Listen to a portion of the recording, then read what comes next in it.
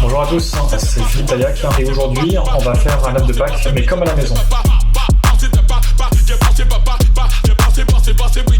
On a besoin du chocolat Oriado, Givara, praliné et quelque chose d'assez croustillant. Là on va utiliser de la crème dentelle. Donc pour commencer on va peser notre chocolat Oriado. Donc on sait que pour une demi-coque il nous faut à peu près 150 grammes, donc on va mettre l'équivalent de 400-500 grammes. Il faut toujours se laisser un petit peu de marge parce que avec ce qu'on va perdre et ce qui va rester dans le moule, il vaut mieux assurer le coup. L'idéal c'est de mélanger avec une maryse, ça va éviter qu'on incorpore de l'air et qu'on le fasse refroidir aussi. On va le garder le plus opaque possible pour qu'on ait à la fin une meilleure brillance. Là le chocolat il est fondu, on va venir le sonder avec un thermomètre, on va chercher 55 degrés. Donc bien sûr c'est des recommandations, si on le fait un peu moins chauffé ou un poil plus chauffé, ça va très bien marcher aussi. On va tabler le chocolat. Pour tabler le chocolat, on va se munir nous d'un bac gastro. Donc le bac gastro, comme ceci. Donc attention, pas que ce soit trop froid, s'il est trop froid, le chocolat il va directement se ficher dans le fond et on va être bloqué. Il faut qu'il soit à température ambiante, donc vraiment le sortir et le laisser sur un espace de travail. Donc on va verser une partie, parce qu'on va vouloir garder un petit peu de température pour qu'il puisse se réchauffer quand on va le reverser à l'intérieur. Ça c'est important. Une fois qu'on l'a mis à l'intérieur, on va venir l'étaler à l'aide de la maryse.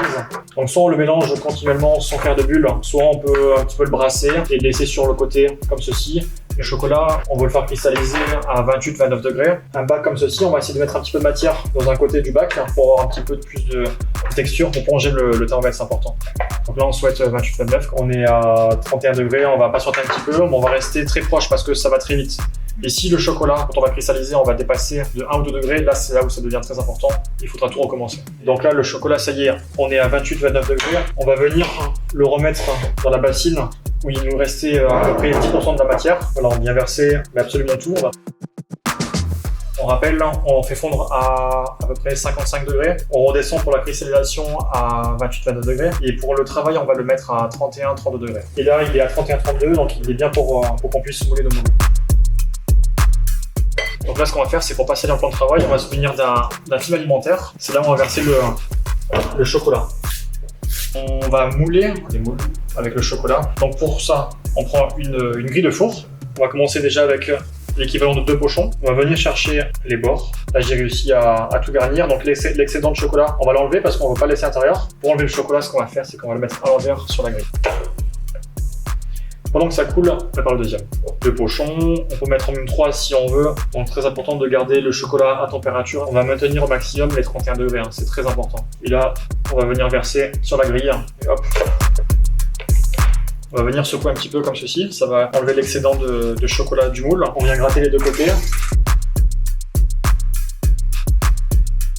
Pour bien cristalliser le chocolat, on va passer au frigo. Nous, on a mis 20 minutes à peu près, donc c'est important de mettre le timer comme on a dit. On les notera, petit geste technique, c'est important. Et là, on a vu, il s'est légèrement en fait décollé.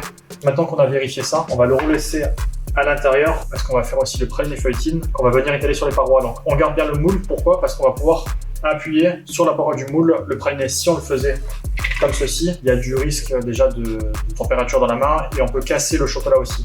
Nos coques de chocolat sont prêtes, on s'attaque au praliné croustillant. On a besoin du Gianduja, qu'on peut remplacer par le Azelia. On a besoin de Givara, on va venir encore goûter, c'est important.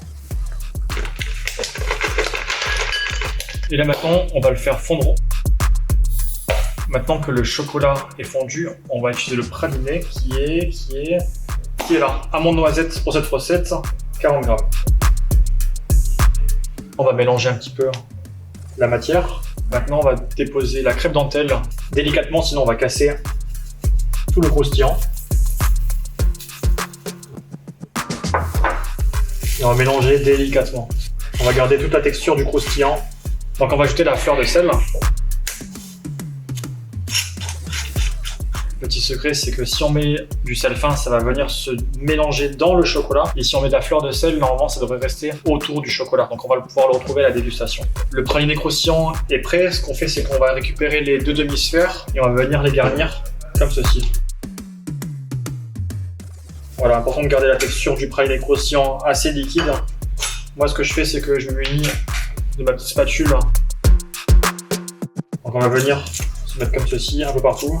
Une fois que les deux sont garnis comme ceci, ce qu'on va faire, c'est qu'on va les passer légèrement au frigo pour qu'on puisse avoir une partie croustillante avant de les démouler complètement et les mouler pour faire un seul œuf. Donc là, on a récupéré une demi-œufs qui sont passés au frigo. Donc on vérifie encore, hein. Ça se démoule, donc ça c'est bon. Le praliné croustillant est dur. J'ai passé la plaque sous l'eau chaude, on peut la passer dans le four si on souhaite, mais attention, pas que ce soit trop chaud, sinon on va brûler le chocolat. Donc là, on vérifie, donc c'est bien chaud. On va maintenant coller les deux parois. On prend les œufs et on va venir déposer sur la plaque chaude. On va laisser vraiment quelques secondes. Vous voyez, le chocolat il commence légèrement à fondre. On peut le voir sur la partie qui est ici. On va lui donner des petits mouvements juste pour pouvoir l'accompagner et on va venir le souder. Comme ceci, quelques secondes. Je l'incline à plat pour pas que le dessus puisse glisser. Voilà, on va mettre une légère pression pour que le chocolat qui est fondu puisse se coller avec l'autre partie.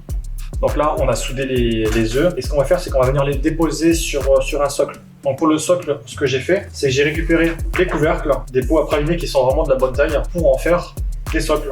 La petite cuillère qu'on a passée vraiment sous l'eau chaude juste avant et on va venir créer en fait une petite base légèrement arrondie pour que ça puisse vraiment caler l'œuf de Pâques. On va venir déposer délicatement l'œuf de Pâques en plein milieu sur l'empreinte. On va le maintenir pour qu'il puisse se stabiliser correctement. Et là, on va laisser cristalliser quelques secondes pour que le chocolat vienne vraiment se durcir avec l'œuf et la base du chocolat.